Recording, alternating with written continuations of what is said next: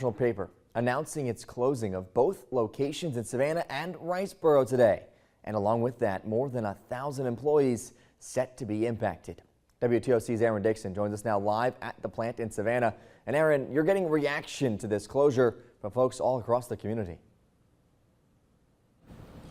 These International Paper facilities here in Savannah have operated for over 90 years in this community and have offered thousands of jobs for people in the area. And now 650 of those employees here will be looking for a new job. International Paper, which is a world-leading producer of fiber-based products and create packaging solutions, made the announcement today and says these closings will impact the combined 1,100 employees between the two locations. The employees will be given severance and outplacement assistance, as International Paper says they are undergoing strategic changes to achieve an advantage cost position, deliver a superior customer experience, and maintain high relative supply position.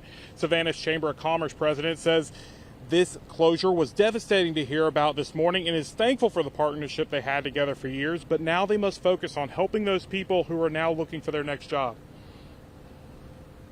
There are opportunities out there, but it needs to be the right one, and people really need to think through how they're going to handle this transition, what makes sense, what's a good fit, but there's going to be a lot of resources available to them. We're better off than maybe in another part of the country that might not have those opportunities, but at the same time, it's not just an easy plug and play, right? Each person has got to make the decision that's best for their family, for their career, and for their future.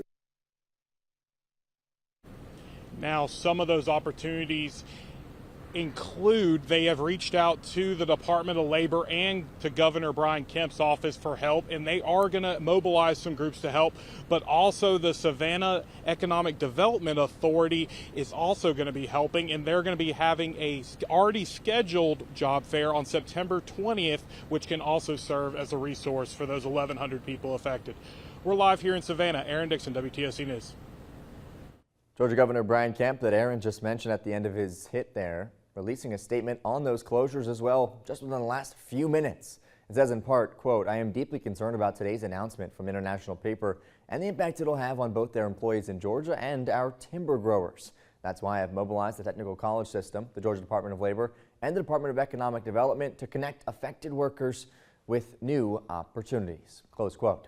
Savannah Mayor Van Johnson also reacting to these closings today. He released a statement in part saying, "My greatest concern is for the 650 valued employees and families whose lives are directly impacted by this decision." He's referring there to the employees specifically in Savannah. He says, "As Savannah has always done, we will rise together. By combining our collective talent, wisdom, and resources, we will work to ensure that our neighbors have new opportunities to provide for themselves and their families." This, one of our top stories today. WTOC has posted all of these statements as well as the latest on this closure at our website. All you have to do is look for this story on the homepage. It's been the main story there and the biggest one all day long. And of course, we'll have more coming up later tonight on the news as well.